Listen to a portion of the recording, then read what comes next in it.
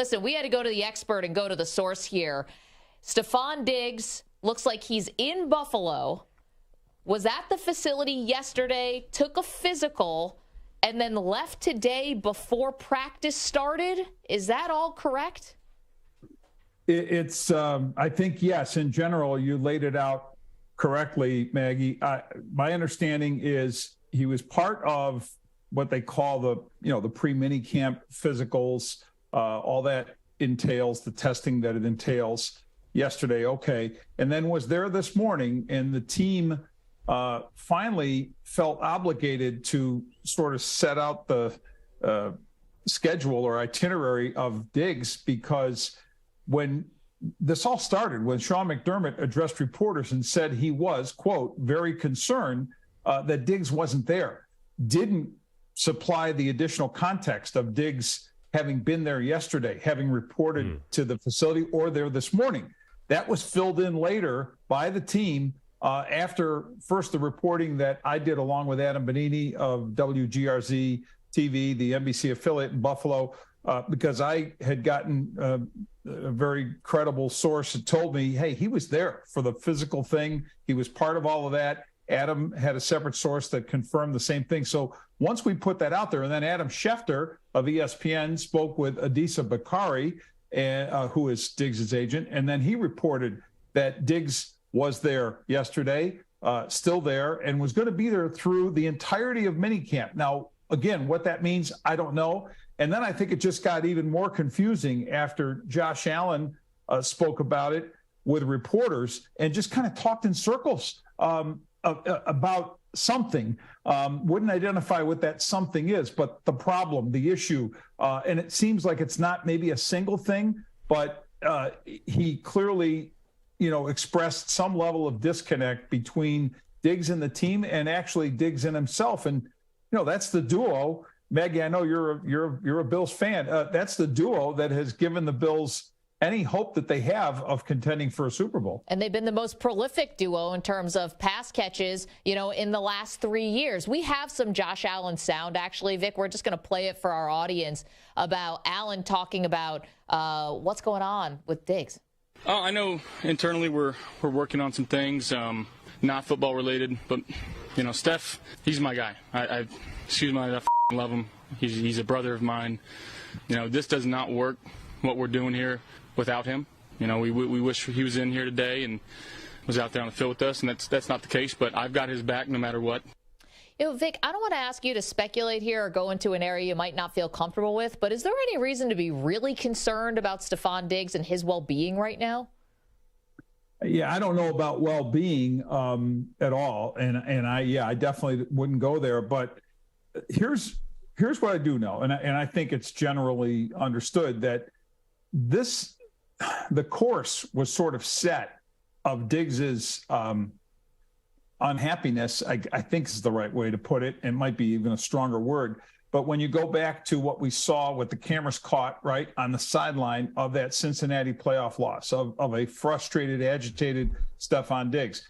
I was in the tunnel after that game with the media as we were waiting to kind of head down toward the interview area.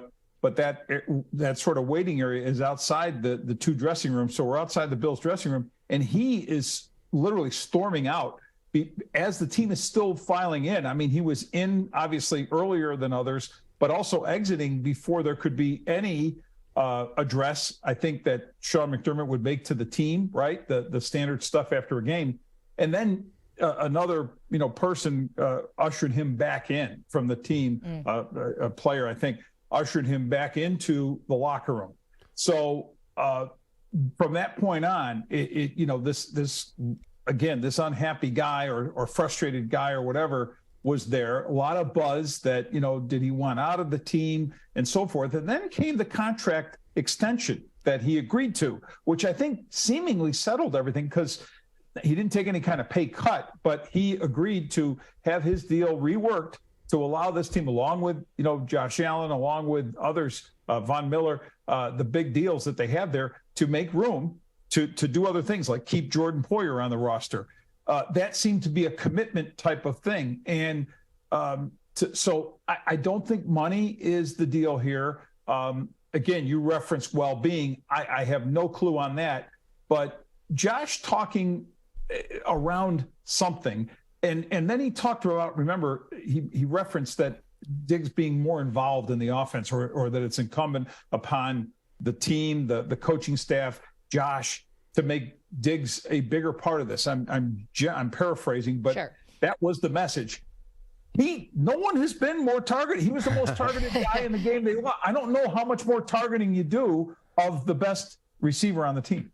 So when Stefon Diggs left Minnesota, it was ugly, right? I feel like he got into sort of arguments with teammates, and he clearly wanted out of there, Vic. But then it seemed like everything was going swimmingly in Buffalo. Is this a repeat where he's trying to sort of unhappy his way out of Buffalo to a different team, NBA style? Yeah, Andrew, there's no question that this relates to what you just described, and others have kind of connected those dots. His biggest issue, I think, in Minnesota was a problem with Kirk Cousins, that he just no longer wanted to catch passes from him or be part of what he's doing.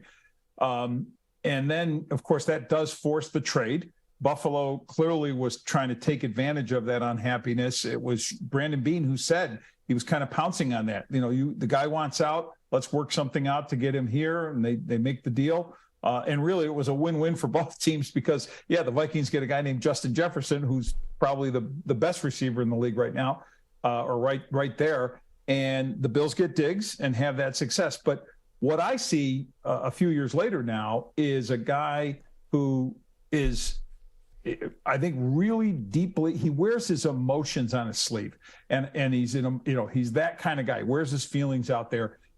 Hasn't seen this team advance the way I think he was expecting. Hasn't seen all the production that he and Josh have done. That's been historic and great, but not paying off with a Super Bowl trip.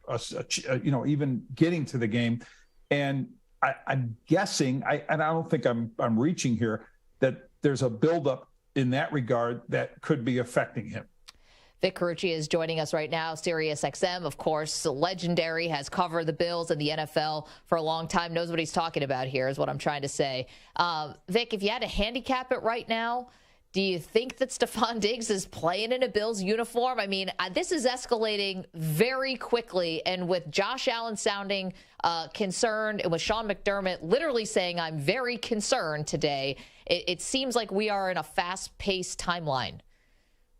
Yeah, Maggie, I'll say this. I don't think it's, Josh also got into this, media is going to make a big deal about it. Hey, media wasn't making big deal until the head coach said he's very concerned.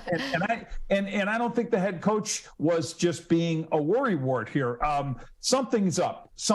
And Josh's comments, I think, enhanced the thought that something is up. Von Miller weighed in as well. Maybe not as thoroughly, I think he was trying to be Von, but you get the sense that there is, whatever this elephant is in the room, everyone's, trying to talk about it, but maybe hope it just leaves the room. I don't know if it's that simple. And here's the other thing, Maggie. I mean, I know you asked me to handicap it.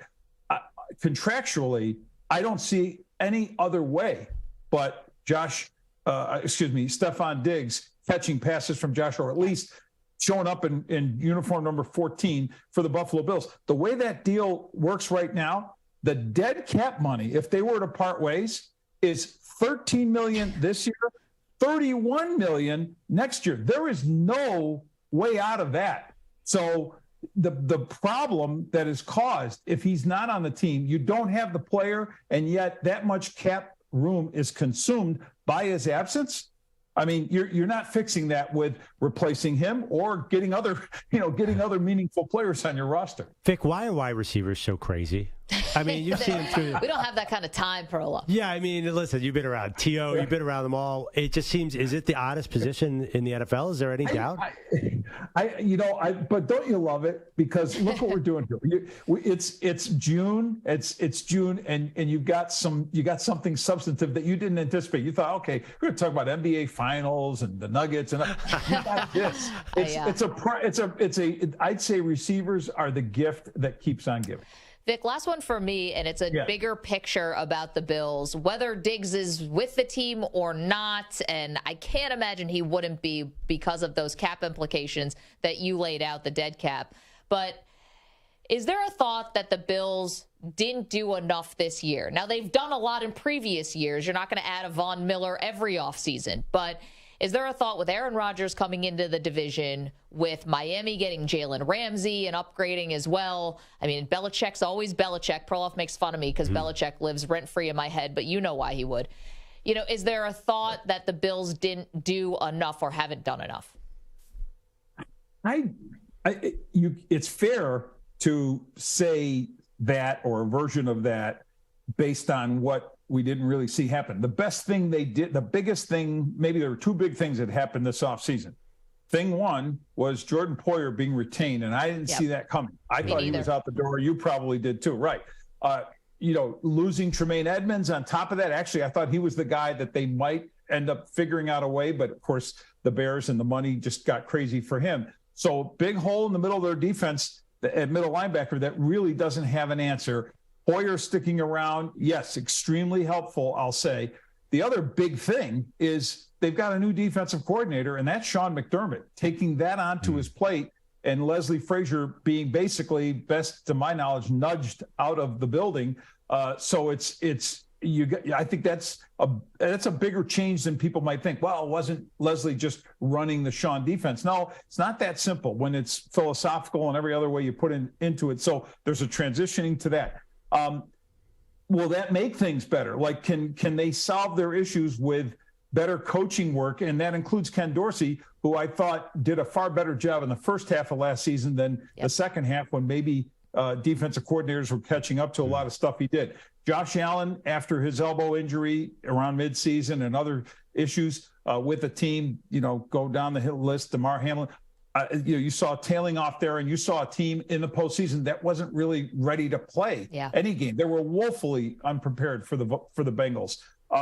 So can they get better internally without having done the things like additions? Because, Maggie, they couldn't. Their cap situation wasn't allowing for them to be splashy like they were with the Von Miller acquisition last year. And you know what? It's not going to allow them to do much next year either. The cans have been kicked down the road, including the Diggs contract, by the way, that they're in a position where what they've got has got to do it.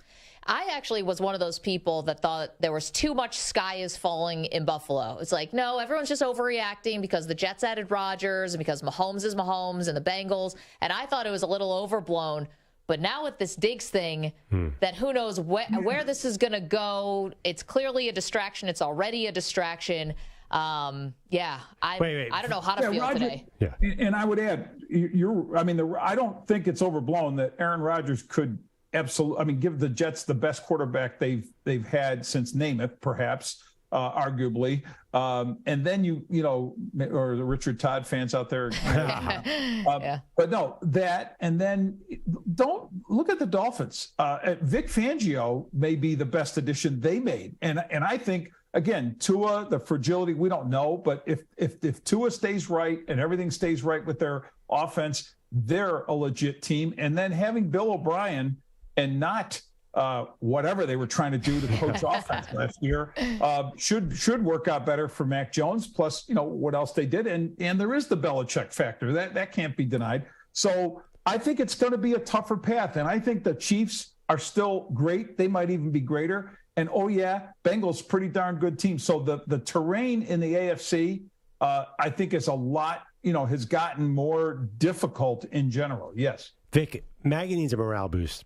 Just tell her that Dalton Kincaid's going to be really good, because she is skeptical about his back. Issue, Vic. All right, I got a good one for you on this one, Maggie. So let's say Dalton Kincaid is really good, and that'll get you and other Bills fans pumped up.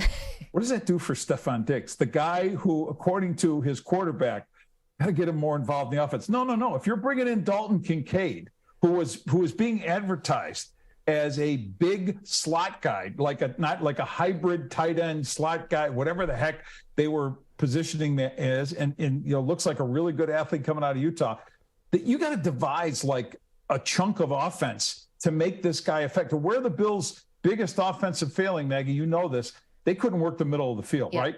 That's where things went sour for them in the biggest way, especially late in the year. This is where the germ was born in the brains of the personnel staff and whatever. Hey, let's get this guy. Let's get this Dalton Kincaid guy. Let's use our first-round pick on a tight end, even though defense has really been their problem in getting them out. No pass rush. The secondary has had problem. But, yeah, we threw a lot of assets at defense, they're going to say. So you can't throw more. Let's help the offense again. And, have someone else who catches footballs not named Stefon Diggs.